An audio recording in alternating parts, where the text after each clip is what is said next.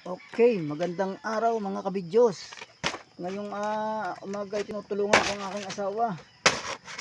Kasi ang aking asawa, namimili siya ng scrap. Ito, pinagtsatsaga namin itong mga kawat. Sayang din oh. Mga kawat, tinatanggal ko yung plastic. Kasi mabibenta rin to. Ayan yung mga papel. Tinatanggal namin. Binili to kasi ng aking asawa. Minsan, napunta rin siya sa basurahan para mamulot ng mga ganito, no? Basta pagkakakwartahan. Naalala ko kasi yung sinabi ng aking ama noong siya'y nabubuhay pa. Yan, ito ang ating mga ni-scrap. Pwede pa itong ibaligya o ibenta per kilo. Pwede pa yan. Tanggalin lang natin itong mga ganito, oh. Tatanggalin lang natin.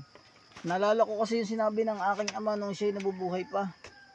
Sabi niya, anak, kahit anong trabaho, wag mong ikahiya. Basta yan ay marangal. Kahit madumi, mahina ang sweldo, basta marangal. Kumikita ka ng legal. Wag niyong gagayahin yung mga tao na alalakang kumita nga. Pero illegal naman ang ginagawa. Labag sa batas ng tao at batas ng Diyos. Wag niyong gagayahin yung mga taong ganun. Ang gaganda ng kasuotan. Subalit nakikita mo, bit-bit ng pulis, may pusas ang mga kamay. Kaya kahit anong trabaho ang inyong gawin sa pang-araw-araw, basta ikabubuhay ninyo, wag nyo ikahiya. Kahit yan ay madumi o kung ano pa man yan.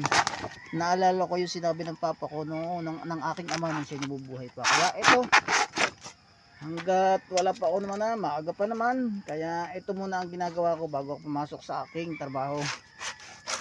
Tinutulungan ko si Mrs. Ito kasi yung kanya mga binili. Minsan nakukuha niya sa mga scrapan, sa basurahan, yan oh. Ayan, medyo marami-rami na oh. Ayan yun. Ayan oh, ayan may mga ganan naman. Mga lata, ayan oh, mga lata.